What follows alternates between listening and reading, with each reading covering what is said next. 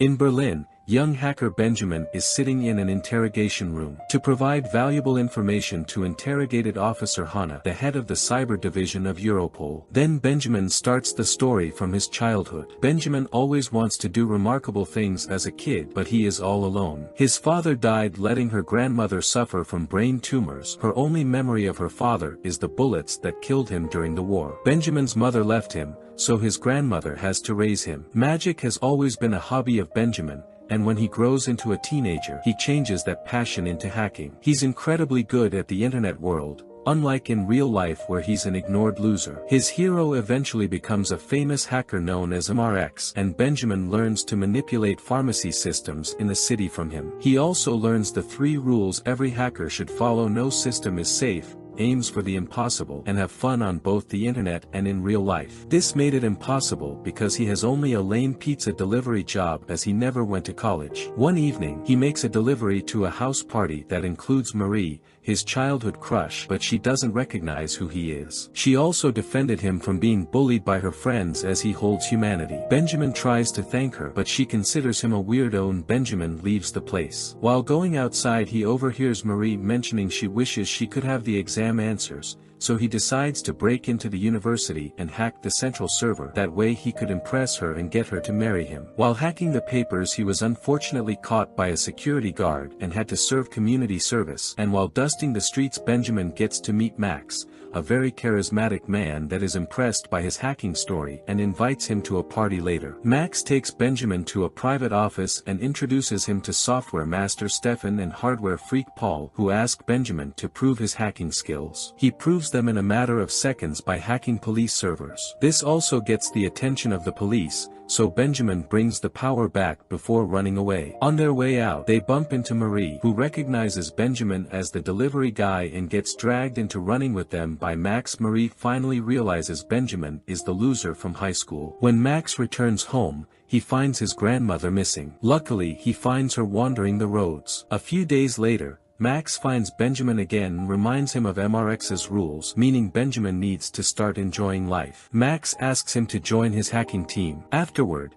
they meet with Paul and Stefan on a street and they steal a minivan that they take to a political conference hall. Using fake IDs they made themselves, they sneak inside and Benjamin approaches the main laptop and uploaded the file given by Max. Once the computer has been hacked, they run back to hide in a van and change the conference presentation for a humorous video of Hitler. In a few seconds they were caught by the security guards, but Max manages to run away. Back in the present, Hanna doesn't believe Benjamin, so he impresses her by mentioning lots of details about her private hacking life. After that successful prank, the group settled in Benjamin's house for the next operation. Their prank is going viral on the internet, and while Paul doesn't like the attention, Max loves it and wants to become as famous as MRX. They use a clown mask and name their group Clay, which stands for Clowns Laughing at You.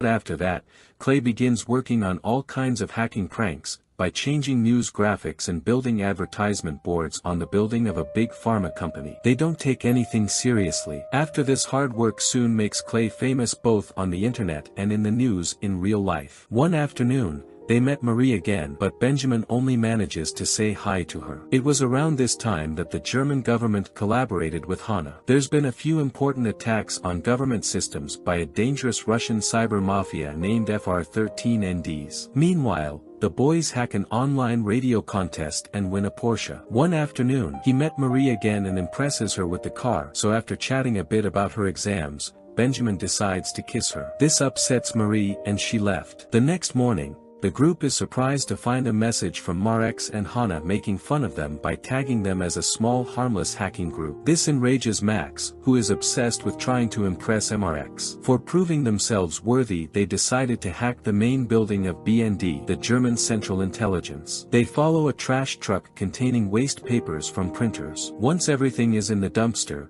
they dive in for anything useful. They end up finding a birthday card with a name on it, and with that name, they find the email address of a BND worker. Through a process known as phishing, they send a fraudulent link pretending it's cute pictures, and when the employee clicks on it, she grants them instant access to her computer. From this email, Clay orders 4 cards for themselves and manage to easily enter the BND building through the front door. As soon as they're gone, the prank kicks in and every printer in the building prints dozens of pages with a cheeky message from Clay. That night, the group goes to a club to celebrate their successful prank. In the club, Benjamin finds out Max kissing Marie. Furious and heartbroken, Benjamin returns home. Max and Benjamin got up in an argument and Max leaves the place by taking the Clay access codes. The idea of being a betrayal hit him hard because Benjamin doesn't want to be a loser again. Thus he reveals he stole classified data from the BND servers and gifts it to MRX to prove his skills. The next day, after Hana visits the BND building for clues about the latest prank, she finds a dead body of an agent. Now Hana's position is hanging by a thread. Meanwhile, Max, Paul, and Stefan show up at Benjamin's place,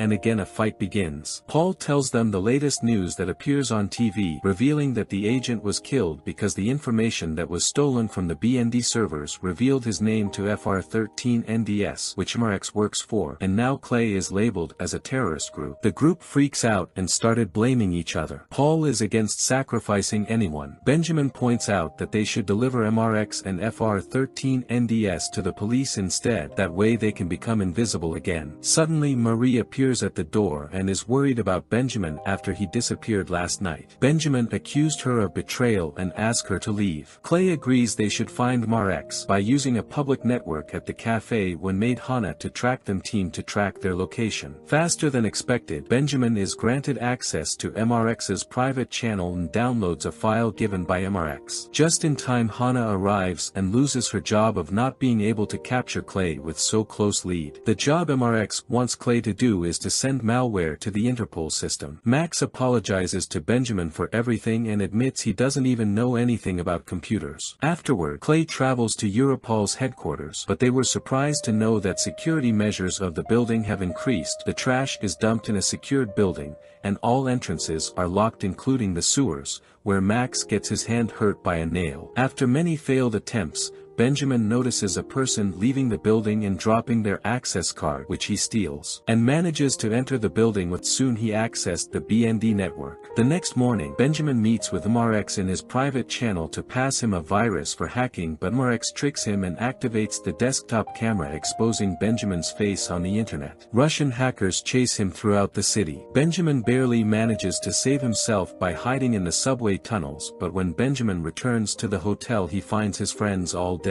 After picking up the bullets, Benjamin calls the police and asks for Hana, taking us back to the beginning. Now he wanted to vanish and wanted a witness protection program in exchange for all his information. He got an old flashback of last night's evening spent with Marie and where they kissed. Benjamin also asked her to run away with him. Hana and her team don't think Benjamin is trustworthy, but they don't have any alternative and believe Benjamin is the only one who can bring down MRX and FR13NDS. Benjamin is given a computer to work his magic by logging into the darknet pretending to be FBI. Soon Benjamin exposes him as a 19-year-old American guy from New York and he immediately gets arrested. As promised, Hana informs Benjamin that he'll get his new identity in a few hours while noticing a wound on his hand that looks like a nail did it. Hana doubted this because the wound was supposed to be on Max's hand according to Benjamin's story. Hana decides to investigate more and she meets with Marie, who denies having seen Benjamin since he delivered the pizzas. Lastly, Hana visits his grandmother's doctor, who explains that Benjamin's mental condition is as bad as his grandmother's and is suffering from multiple personality disorder. Soon she discovers that no bodies were found in the hotel room. Hana goes to see him again and explains she knows the truth. Max, Paul, and Stefan never existed. They're Benjamin's other personalities. He has always done all of the hacking himself, and he has always suffered the nail injury in the sewers by himself. Soon Hana tells him that according to law, people with mental disorders cannot be given witness protection. But Hana feels pity and arranges for Benjamin access to a government computer and asks him to crack a witness protection program for his new identity. Benjamin is legally released and now he lives in Scanlan's Ferry, where he meets with Marie,